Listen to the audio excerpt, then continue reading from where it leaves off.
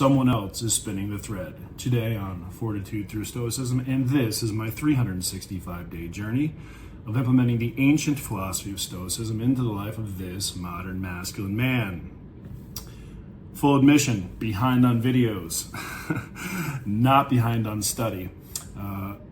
As you can see in the background, perhaps, looks a little third world-ish. Well, I am in Manila, Philippines, so had a little layover in South Korea. So about 28 hours of travel time, had to catch up on a little bit of sleep. So behind on videos.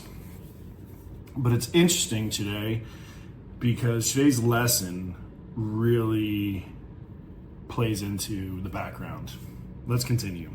So the quote by Seneca: "If the breaking day sees someone proud, the ending day sees them brought low. No one should put too much trust in triumph. No one should give up hope of trials improving. Clotho mixes one with the other and stops fortune from resting, spinning every fate around. Clotho," I'll explain who she is in a minute, "mixes the one with the other and stops fortune from resting, spinning every fate around. No one has had so much divine favor that they could not guarantee themselves tomorrow. God keeps our lives hurtling on, spinning in a whirlwind." Now, this is Seneca, and here he's talking about Clotho. Clotho was one of the Greek goddesses, known as the goddess of fate, who spins a thread of human life, essentially. So, why this is important, remember, a triumph becomes a trial becomes a triumph. This is so evident in the news today. I used to talk about this in sales, right? You don't get too high in the highs, you don't get too low in the lows. But really, that was when my mindset was just maturing, but I was onto something in my early 20s.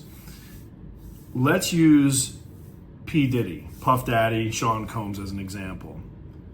Just a few years ago, he was at the peak of his empire, if you will. And now you'll see that he's in the Brooklyn lockup with his world crumbling around. So highs and lows. And you take me, not so long ago, I was homeless. Not so long ago, my life was a complete disaster. So where I'm at now, though, is a level of humility, because I know that no matter how great things are right now, in an instant they can always turn. That's why every moment is so precious. So let's talk about fate. And again, there's quotes here about God, and this is even before Christianity, if you will. God, Clotho, the goddess of fate, spins the thread of human life. Let's talk about fate. How much of it is in our control, how much of it isn't. I have people that are very close to me that are very deeply in love with God, the Christian God, and they believe that the entirety of their fate is in the hands of God. I contend to that same conversation that if in fact there is this one God, he already gave us the power to solve our own problems, right? And that's really where it comes down to. So we're talking about fate. Yes, life can go from highs and lows. I've rode those waves. I've several times in my life. Right now, this happens to be on the upswing. And yeah, I'm a little wiser this time, but I'm also a lot humbler.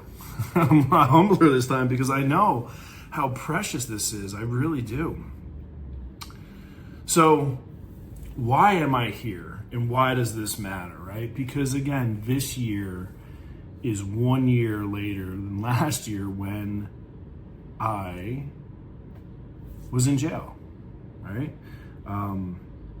Had some BS happen at the house by some nosy neighbors. It all went away now. But again, here we are. I had 3 days of my life taken away from me.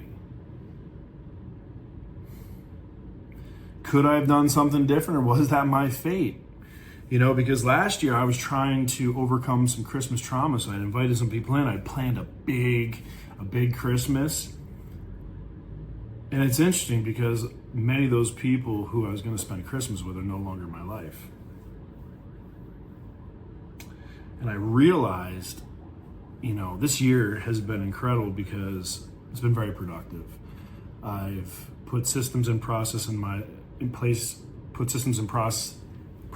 place in my life, in my business, so that I have a level of freedom that I've never had before. And this is me exercising extreme freedom. So also, there's a bigger reason. There always is for me. This is my end of year planning. I'm almost done.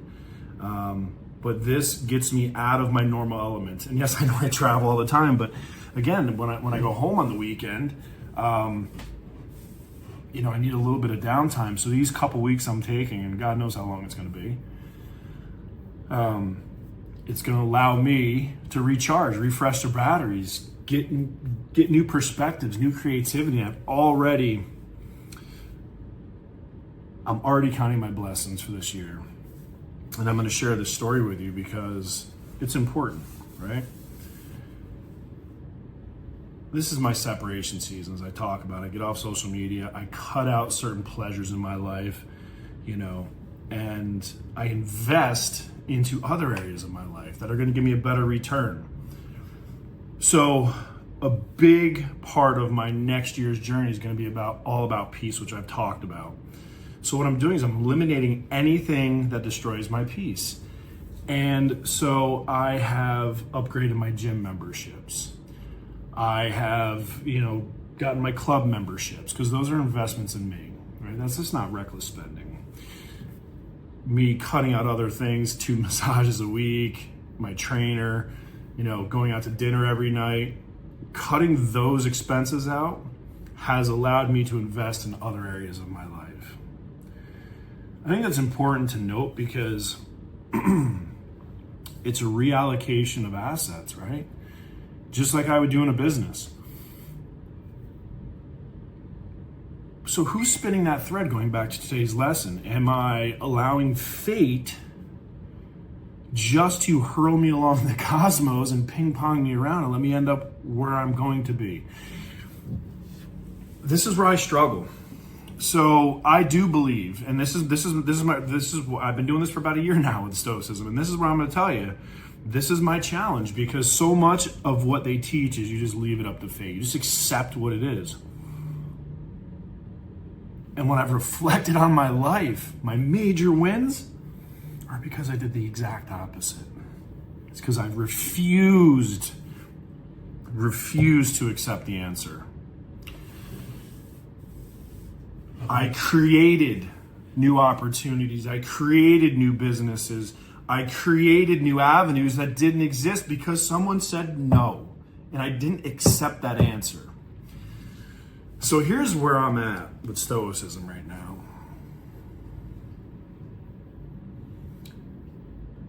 There are parts of this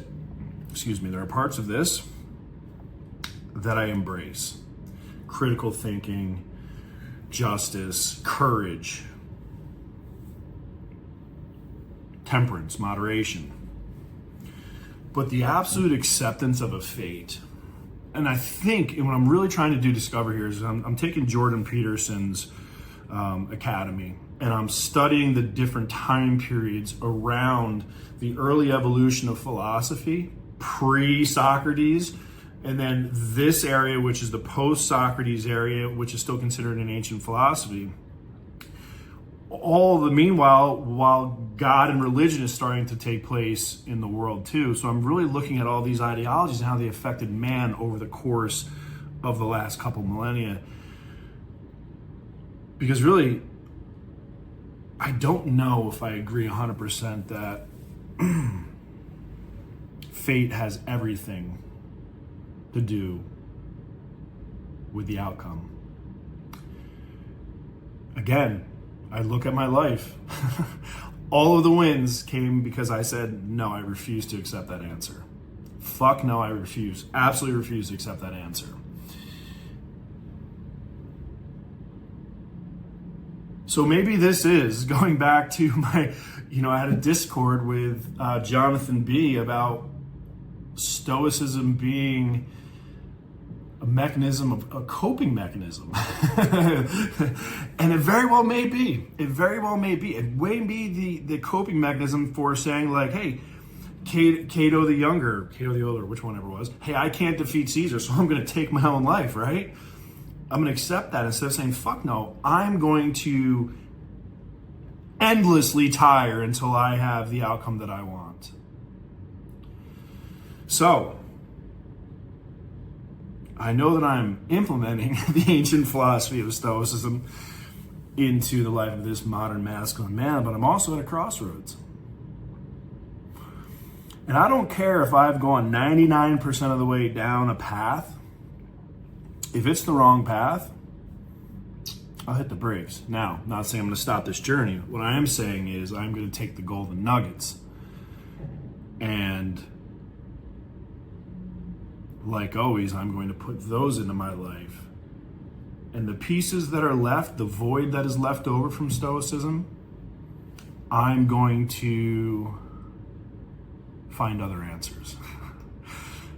And again, through my own observation experience, like Aristotle says, because I can listen to 1,000 brilliant men, as 999 others did, but that extra man said, no, there's a different answer. There's another answer. There's an add-on. There's a different perspective. And I'm certainly not claiming to be a great man. What I am claiming to be is I've researched and studied them like relentlessly for the last 20 years of my life. It's been a passion of mine. I look for patterns. I look for the answers. And then I apply it to the world, to my life. I don't know if acceptance truly is the answer. I don't. And the reason why I'm challenged by this is that is one of the fundamental premises of Stoicism.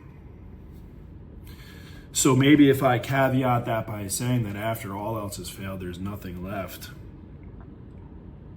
and you're on your deathbed because you didn't quit, you just ran out of time, then and only then, I think acceptance is acceptable. And on that, I'm going to go enjoy this day.